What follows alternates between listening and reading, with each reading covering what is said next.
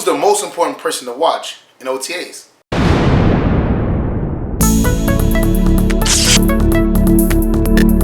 Subscribe to my channel and hit the bell icon so you never miss any video from my channel.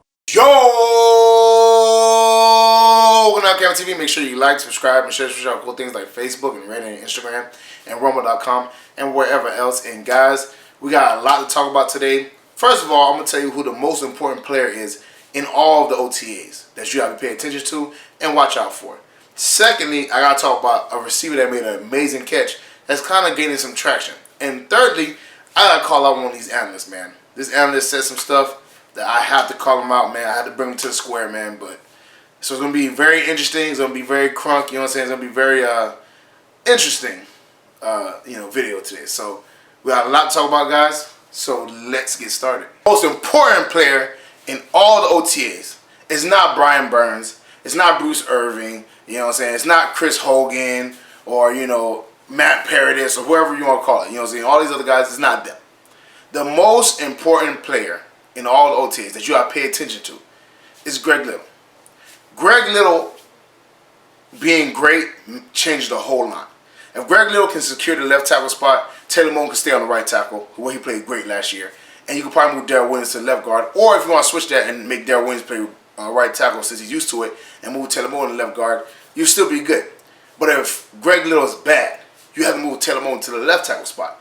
And Greg Little probably falls behind him because they believe that he's a left tackle. So that means Darrell Williams is going to be on the right side, and he's coming off an injury. You don't want that side to get massacred. And if it does get massacred, then you got to move Taylor Moton back to the right side and have Greg Little start. But then that means Greg Little is going to be massacred. You know what I'm saying? You don't want either one of those situations.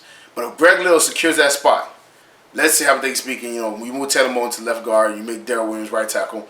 Darrell Williams played well. You know what I'm saying? He plays good enough to get a max contract or a bigger contract, right? Cool.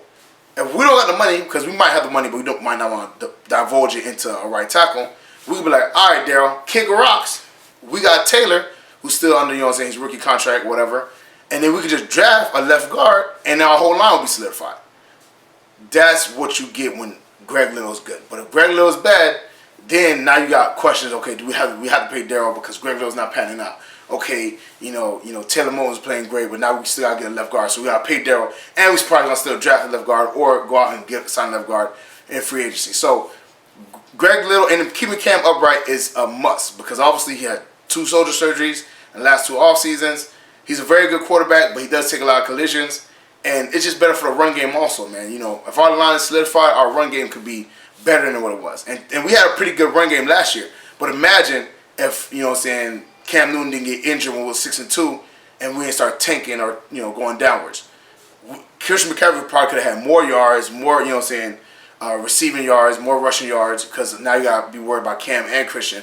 And now we got even more running backs: Elijah Holyfield, Jordan Scarlett, and we still got Cameron Payne. So Greg Little will shift everything on our offense. Our defense, I think, will get back up to speed. We still got Luke Kuechly. They got Brian Burns, they got Bruce Irvin. I think we'll get back up to speed. And then we're still going after Gerald McCoy. So I think we'll definitely get back up to speed. I think the secondary is pretty good. Eric Reed is good. I think Rashawn Gordon's going to be pretty good this year, to be honest with you. Dante Jackson's good. James Bradbury's good. I think we're good on defense. It's that offense. The offense is very good. We just need that line to stay solid, stay healthy, and stay solid all season, and we'll have a good season. And the other thing I want to talk about is that I see all these people going crazy about this Chris Hogan catch in OTAs. And it was a nice catch. You know what I'm saying? He was coming across the middle. The ball kind of bounced off his hands, whatever. He hit like a juggling catch, and he caught it. And I was like, oh, that's an amazing catch. But I'm here to tell y'all, do not be fooled. Have you ever bought a cake, and y'all like, oh, the icing tastes great. But then you actually taste the cake, and the cake's like, eh. Don't be fooled. That's what that is. That's icing right there. That's some nice icing. That video is what you call nice icing. Why? Because it looks amazing. It looks like Chris Hogan's going to be balling out this season. But in actuality, I don't really think so, man. I think he's going to be a okay, good player, I think this receiving core still have a lot of questions, especially because they don't got a big body receiver, which obviously you don't need a big body receiver, but I think he's good for jump ball situations. Now, mind you, the coaching staff and the GM said, hey, the best way to catch touchdowns is to be, open. Yeah, sure. I mean, don't get me wrong. I mean, I agree with that. But let's be honest, you know what I'm saying? You got to throw tight spirals, you know what I'm saying? And usually you don't go flying open in the NFL. That's usually college. So, you got to be kind of, I agree with that, but I don't agree with that because again, it's not like people are gonna just leave you open. You know what I'm saying? Unless there's a lapse in coverage, you're probably gonna be guarded. So that's how it is. But this is my thing, right? I mean, I think this is a very good, promising receiving core. I like Curtis Samuel. I think he's gonna be on the outside, which I really like. He's a speedster. I think he's a very good route runner. You know what I'm saying? I like Curtis Samuel. I think DJ Moore is ready to take another step. He balled out, you know, last season when he got his opportunities. You feel me? So, and you always still got Christian. Great. But we paid Torrey Smith $5 million, which I feel like he doesn't really deserve, and I don't really think he's going to be a part of the offense like that, me personally, because he's getting older. You got Chris Hogan, who's a good player, but, I mean, he's not Julian Edelman. I mean, let's be honest. You know what I'm saying? Now, obviously, Julian Edelman was, you know, injured for a little bit, but Julian Edelman produces. He produces really well. Chris Hogan was all right, but he wasn't like a high producer like that in the Patriots. You know what I'm saying? So, you got to kind of taper your, you know, excitement. That, you know, they gave you some nice icing, but the cake might not be great. So just taper your excitement. Everybody I know is going viral about this. Same thing with the Christian McCaffrey size. And yes, Christian's looking huge. But come on, guys. You know what I'm saying? He doesn't really have that big of a frame. So we can't expect him looking like, you know, Leonard Fournette out here. You know what I'm saying? He's gained some muscle, which I expected. But, you know, every year they're like, hey, man, this guy got more muscle. He got more muscle. Well, you know, he's kind of expected. He's in the NFL. So I think Christian's going to be a baller, obviously. I'm predicting right now Christian has 1,200 rushing yards, 1,000 receiving yards, 2,200 yards total. That's my prediction. That's, you know, I think Christian's going to be amazing. Especially if our O-line holds up, he's going to be amazing. But I just want y'all not to get caught up in the icing because the cake might not be great as far as the receiving core. I think the running game's going to be good. I think the O-line's going to be good. But the receiving core still got some questions to answer for me, so don't buy into it yet. Just wait till, you know, taste the icing. Yeah, it's nice. But wait till you actually eat the cake before you jump all in. You know what I'm saying? And finally, the analyst that I have to call out. I have to call this man out. All right? Stephen A. Smith, approach the bench. All right?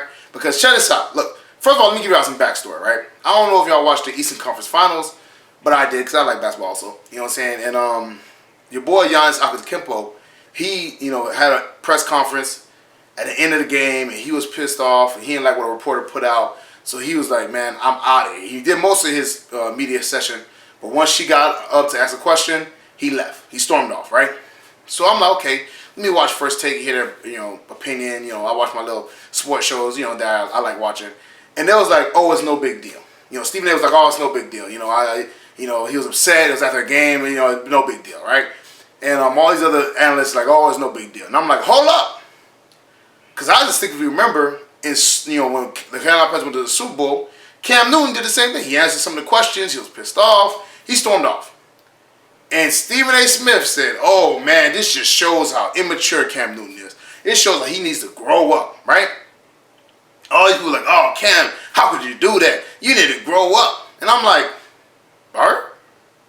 I'm confused because, you know, y'all say this 3 years later, but 3 years ago, you know what I'm saying, y'all was talking about, oh, Cam needs to grow up, all right? That's why you need to be thorough. You need to be 100. If you say something now, you got to know what you said, you know what I'm saying? And if you're being honest with yourself, then you won't be a hypocrite. You won't, you know, contradict yourself. Why? Because you're sticking to what you believe in.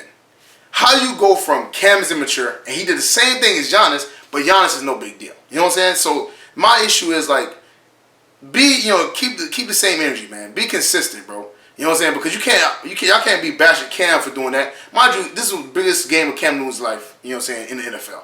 The Super Bowl. And he had a horrible showing. You know what I'm saying? He was pissed off. You know, obviously he was upset. You know what I'm saying? He stormed off. I'm not okaying his behavior. I'm not writing it off. I'm just saying that he was mad. That's what he did. You know what I'm saying? When they criticized him, I was like, it is what it is. He did storm off. It is what it is, right? I accepted it because he stormed off. That was the wrong thing to do, even though he was upset. So now, fast forward to Giannis in the Eastern Conference Finals. Not even the Finals, the Eastern Conference Finals.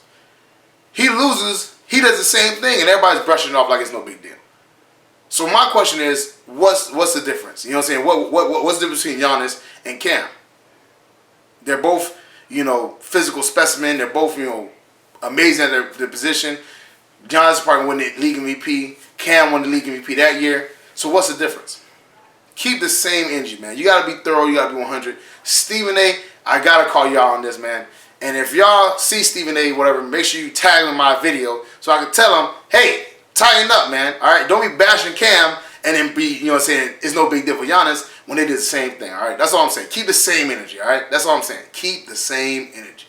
Well, that's it for me, guys. Make sure you like, subscribe, and share cool things like Facebook and Reddit and Instagram and Roman.com and wherever else. And guys, please follow me on all my social medias because, again, I don't want a situation to happen like last time where YouTube took down my channel and you guys couldn't get in touch with me. Follow me on my Instagram. Follow me on my Twitter and all that stuff, Facebook. All that stuff's in the description. Definitely follow me, man, because like I said, anything can happen. Now, guys, get in the comment section, man. How do you feel about Stephen A. not being thorough, man? Not being, being a hypocrite with the Cam Newton Giannis thing? Put that in the comment section. Listen, tell me how you feel about Chris Hogan. Do you think he'll have a good season, bad season? Let me know in the comment section, man. And do you think Greg Little is really the most important player in all of our OTAs? Put that in the comment section, man. Shares with your Panther family, friends, you might Panther related, my football related. Y'all already know what it is. Check out my dog Renan Steen's video. His video will be on the very end screen. Definitely check him out. Very funny dude, very talented. I think you guys really like his stuff. His page has been growing, so definitely jump on the train. You feel me? My dog's out here. Thank y'all for showing love, showing support. You know what I'm saying? Just follow my, check out my Spreadshirt account. Check out my Patreon account. Those links also in the description below. Thank y'all for showing love, man. You know what I'm saying? I'm definitely going to do a live stream tomorrow to talk about the whole situation with the YouTube. So definitely tune in, man. We're going to be lit. We're going to be crunk. You know what I'm saying? And I got to break it down to y'all, man. Let y'all know what's going on. And thank y'all for tuning in. I'm going to see y'all next time. Peace.